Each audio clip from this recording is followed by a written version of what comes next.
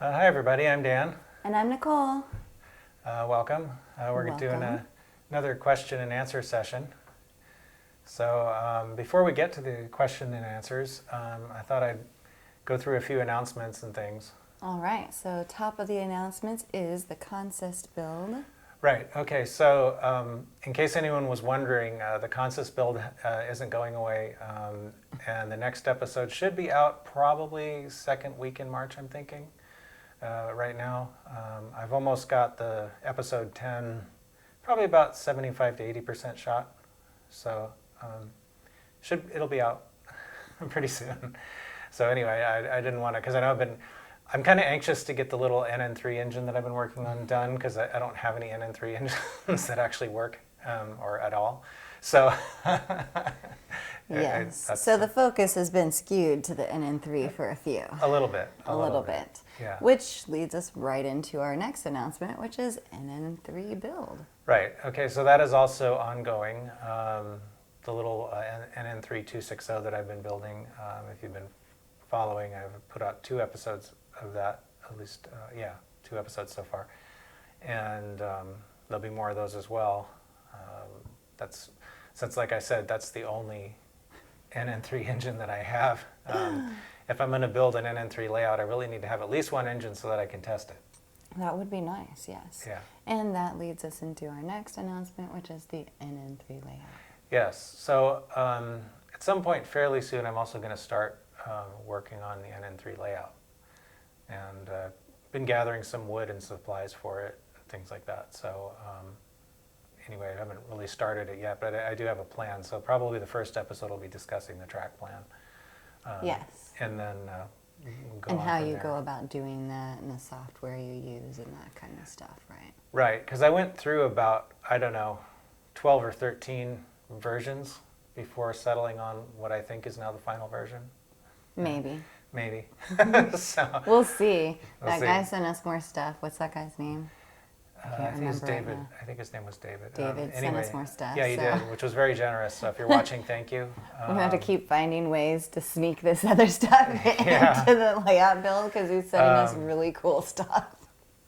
Yeah. So anyway, he's sent us a Boxcar, a little NN3 Southern Pacific Boxcar, and Right. Actually an HO scale 3D printed building, which is kind of cool. Not for that layout, but I might use it on something else. Right. And maybe do a kit bashing video, which would be nice too.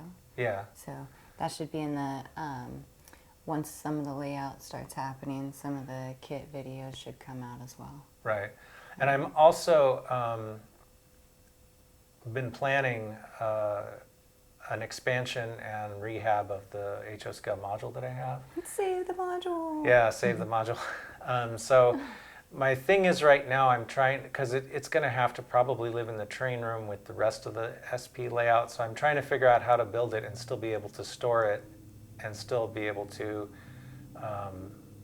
Roll it out. roll it out and be able Right. to have it not affect what I want to do with the big layout too much. Yes, my So- idea would make it a little bit shorter and roll it under, but then you said 2 layers and that blew that idea out of the water. So, Yeah. rethinking, which happens a lot. Yeah. So anyway, there's still some thought going into that, because I do want to put it on casters so that it can be rolled outside, so I can do natural light photography with it. Yes. And that's not something that'll be able to be done with the big layout, obviously, because it's going to be too big. But Right. anyway, those are things I'm thinking about and working on right now. Definitely. So Okay, so we're going to move on to topics? Move on to topics, yes. All right, so our first topic is making mistakes. Oh yeah, okay, so I made a boo-boo on a recent review that I did of a Southern Pacific Dash 9 locomotive. I was under the impression that SP did not use flashing ditch lights, and that's really my own fault for not doing my due diligence. One of the problems is, unfortunately, I didn't do a lot of rail fanning back in those days. I really wish I had. Have very Like few. back in the days when you were a kid? Or? No, back in the. I mean, in the '90s when Okay. when SP was running those particular engines, I really didn't go out to the track much and look at stuff, so I didn't have a lot of direct experience. And what I was remembering seeing was a video. As I have some videos that were put out from people that filmed stuff in the 90s, and I haven't watched any of them in a really long time, which is part of the problem. But I remember seeing some SP engines that didn't seem to have flashing ditch lights, if I'm remembering that right. So I just assumed that they all didn't. And you know what they say about assumptions. Well, you know, it happens, but Yeah. you know, I mean, we all make mistakes, and as you were running through that, what might have seemed like a small thing, you know, to you in the moment, and became a large thing to some other people out there. So, you know, just so people know, my husband is basically a walking dictionary for trains. So, you know, some of those pages have been in there forever, and if they're a little blurry, then, you know, apologies, for real. Yeah, but I never claimed to be infallible. Well, that is you so know. true. Yeah, and I don't know everything, so, you know, sometimes stuff will happen. I do try to not do that. Right. You know, but for those of you that just posted a correction, we appreciate that, because, you know, all the time we're learning. We never stop learning. All of us are learning. So we appreciate the people that corrected kindly. Yeah. And the rest of the people, please think things through before you speak. That would be very, very nice of you. Yeah. Yes. So anyway, yeah, I just wanted to, you know, touch on that. You know, it's really important, I think, too, is that, you know, when I do research even, I try to usually look for multiple sources, not just one, because Right. Sometimes if you just rely on one source of information, it might be wrong, you know. So usually if you can find the same thing in multiple places and everybody's saying the same thing, then it's probably right, you know. But if you 80% chance. yeah, but if you find like 9 people who are saying one thing and one person is saying something different, well, probably the 9 people are right, most likely, you know, going with the odds, you know. Going with the odds. Yeah, so, but anyway, you know, I do try to look at that. And I actually did pull out some of my SP books when I was doing the review to make sure that I got the build date right and that kind of thing. So, because I knew that those engines were built in the early to mid 90s, but I couldn't remember the exact year.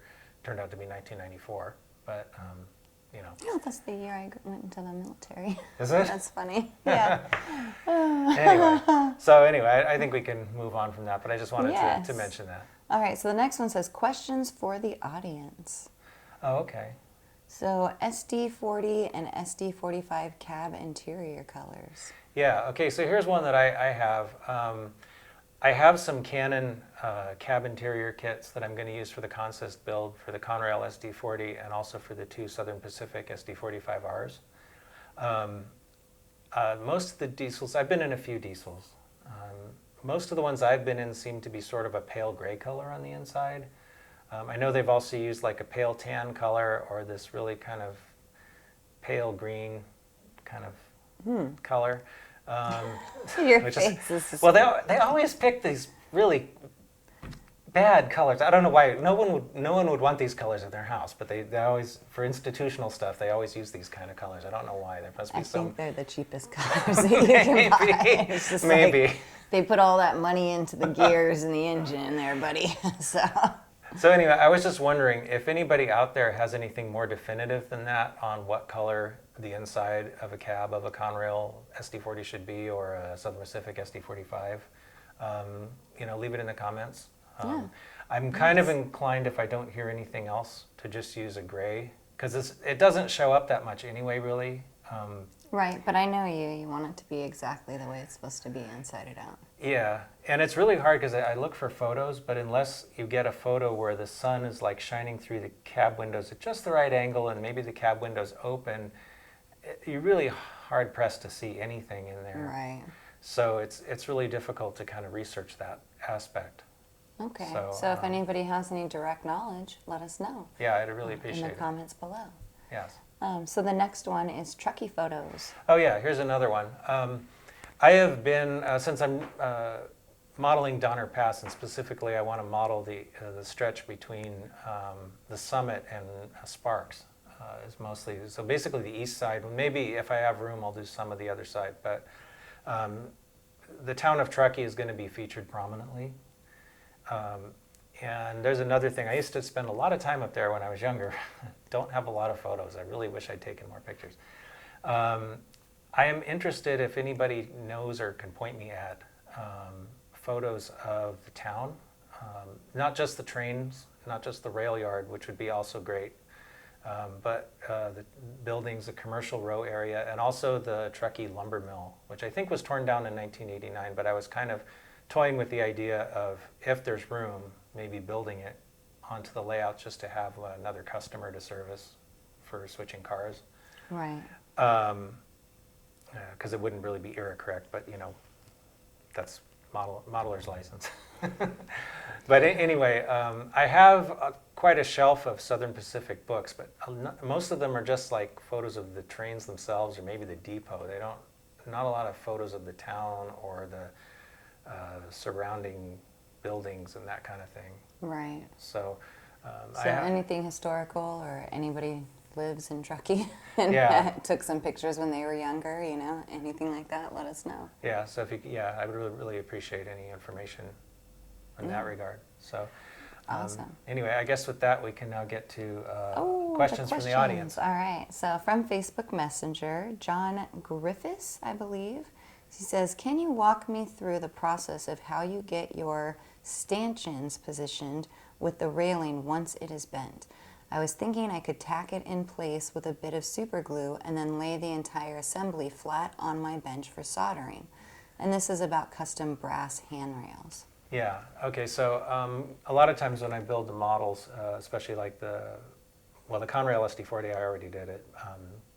They're off the engine right now, but I did build them out of brass.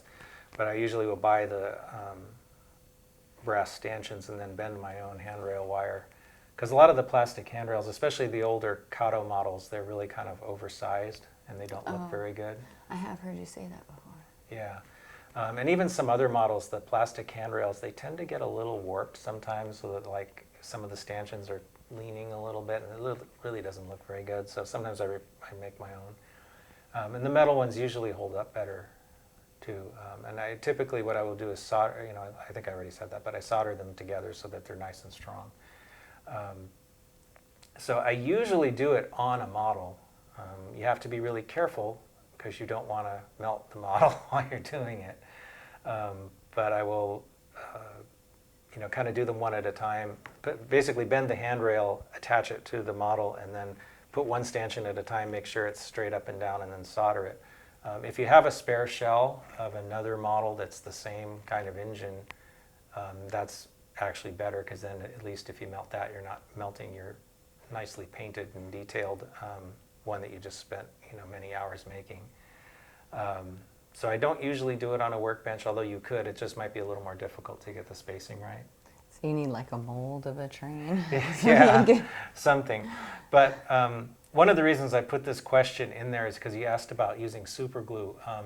And I just wanted to put it out there, don't ever heat super glue, even if it's dry, with a soldering iron. Because what happens, and I found this out when I was much younger, it makes this little puff of white smoke, and it goes right into your eyes and it stings like crazy. So I'm sure it's toxic. So I don't recommend breathing it either, but it really hurts. I mean, I remember getting that in my eyes, and it's just like really bad. So please don't heat super glue with a soldering iron. Yeah. So that was okay. That was. So you solder it directly on there, just a piece for each side, all the way down, and you solder it directly onto the train. Mm-hmm. Wow. Okay. You got to be quick though, because you don't want to build up too much heat. I bet. Yeah. Okay. All right. So the next one is from YouTube. It says, in regards to my review of ScaleTrains SD40T-2 8558, and it is Inazuma. And he or she says, could I kindly ask you, how did you repair the sunshade? I have the same problem. Okay, yeah, that was the first run of the ScaleTrains tunnel motors. Had the sunshades just glued on with some kind of weird glue that was sort of semi-flexible. Right, and it was like hanging off, like kind of. Yeah, it was hanging off cockeyed. I haven't actually fixed mine yet, but my fix for that is going to be to get rid of those and replace them with aftermarket brass photo etched sunshades, because the photo etched sunshades have little prongs on them, and you drill two holes in the side and you stick them in there, and it's very secure. Okay. I started using the brass sunshades a few years ago because when I started, some of the detail part companies also sell plastic ones that you just glue on, but it seems like if you just breathe on them heavily, they'll fall off. Oh my. So, and I was constantly having to glue them back on and glue them back on, and I just got so sick of that. So it finally dawned on me that the brass ones would be better, and they generally are. Once I've had very little issue with them once I've put the brass ones on there. So just something to get good at, because you have to drill 2 holes, so you have to measure and all They that give stuff. you, I forget now which detail part company I used the last time, but I think they also gave you a drilling template that has like 2 holes in it, so you just hold that where you want it, and then drill through That's the template. nice. Yeah. It's pretty easy, as long as it's just getting the holes in the right places is the trickiest part. And then of course you have to paint them, because they're usually just unfinished brass. Right. So, but the good thing is sometimes sunshades on real engines are a little bit off color anyway, so if you didn't match the color perfectly, just weather it, it'll be fine. Just weather it, it'll be fine. The good thing is it looks like, I think the second run of tunnel motors that I reviewed from ScaleTrains had that problem fixed. I think they went to a brass or something else too, because I didn't notice that being an issue with the later ones. So Steamer the Steam Train says, while digging through my brass detail parts, I found a headlight that reminds me of the lamps they use on solder. By the way, what type of finish do you recommend for a steam locomotive that does part-time commuter and part-time freight jobs? Okay, so I think he was referring to I'm not sure if it's solder or soder. Soder? I'm not sure. Sodor, I don't know. It's Thomas the Tank Engine. I don't think I've ever actually watched that show. I've heard of it. I even have the little HS scale model of Thomas, but I don't think I've actually ever watched it. So, and anyway, but that's neither here nor there. What he really wanted to know about was the commute engines. That's a hard one to answer. I think I'm not sure so much about the steam era. I know that in the diesel era, Southern Pacific at least, for the San Francisco to San Jose commute trains, used to wash their diesels for that. I know the SP had a reputation for having really filthy locomotives, but the commute fleet was kept cleaner. I don't know if they did that with the steamers too. I answered this in the comment when he posted it too, but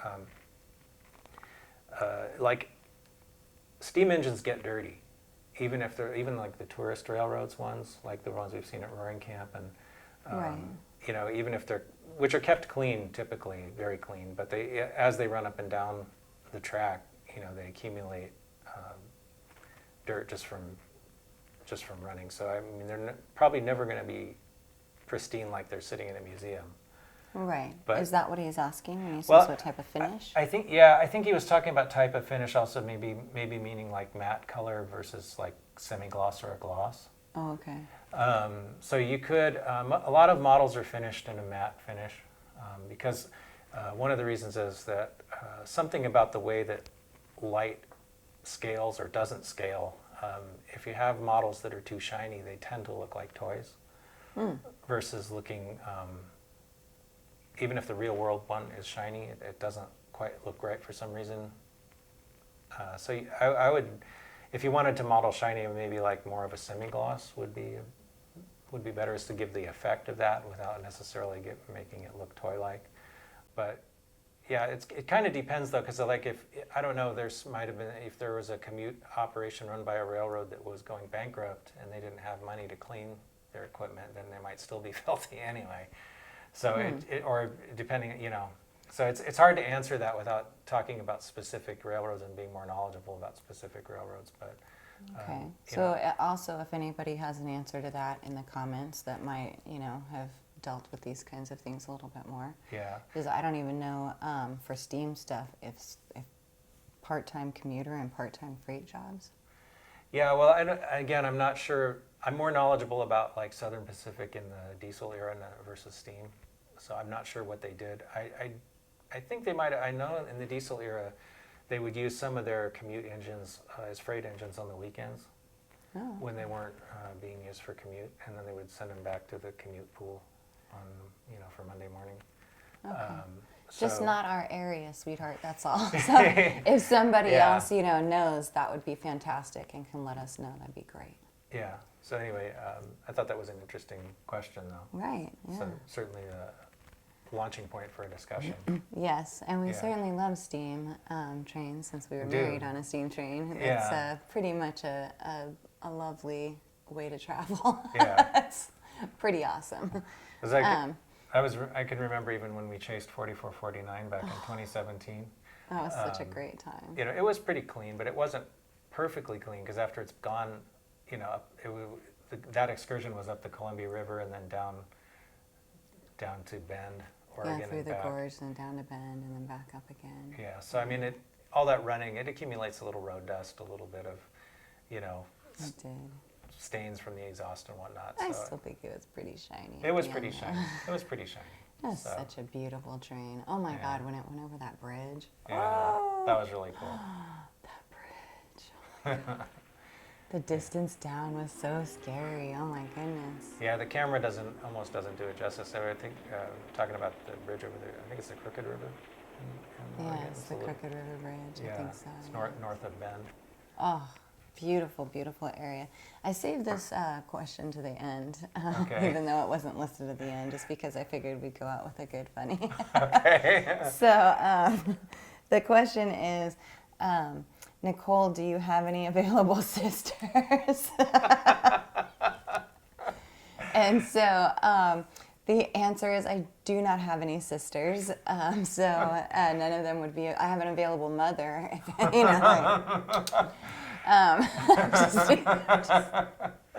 We're just teasing. She is quite happy out there in the cottage hanging out.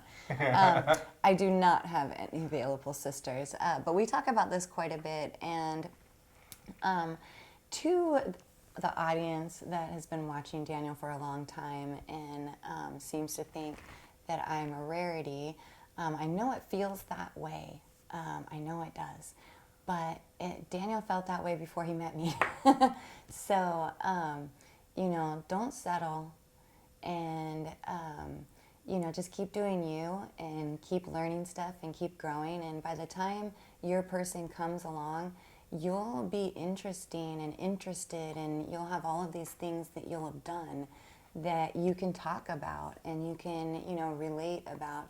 Don't worry about when the person's coming. Just worry about you and being, the best you can be.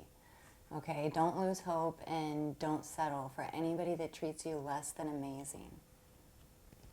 Good advice. Yeah.